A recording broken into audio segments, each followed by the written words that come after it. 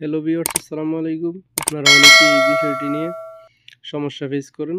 এজন্য আপনাদের সামনে নিয়ে আসলাম আমি একটি খুবই গুরুত্বপূর্ণ একটা ভিডিও। আপনারা অনেকেই বাংলাদেশ থেকে রোমিং সিস্টেম চালু করে আসেন, কিন্তু বাইরে আসার পরে আর এটা চালু হয় না।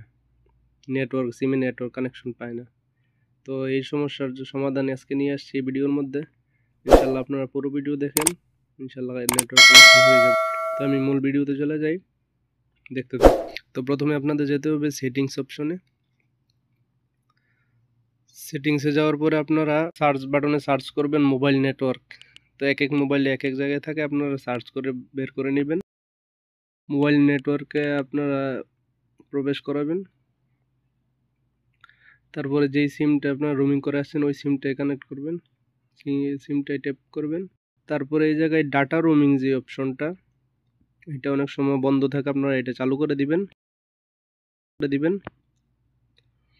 তারপর যে ভোল্টি কলস, এটা অনেক সময় চালু থাকে, আপনারা এটা বন্ধ করে দিবেন।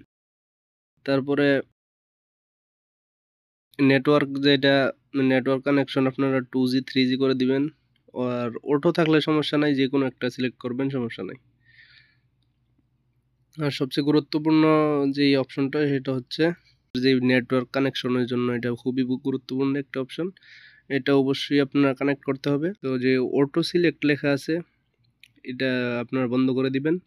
বন্ধ করে আপনারা সার্চ করবেন যেই নেটওয়ার্কগুলা গ্রামীণ সিমের সাথে কন্ট্রাক্ট আছে, আপনি যেই দেশেই থাকেন না কেন, ওই দেশের যে গ্রামীণ সিমের সাথে যেই নেটওয়ার্কগুলা কানেকশন থাকবে ওই নেটওয়ার্কগুলো আসবে। আপনি যে কোনো একটা নেটওয়ার্ক সিলেক্ট করে নেবেন, একটু লোডিং হতে সময় নেবে। তো এই অপশনটি আপনারা সবগুলা চালু করলে ইনশাল্লাহ চালু হয়ে যাবে।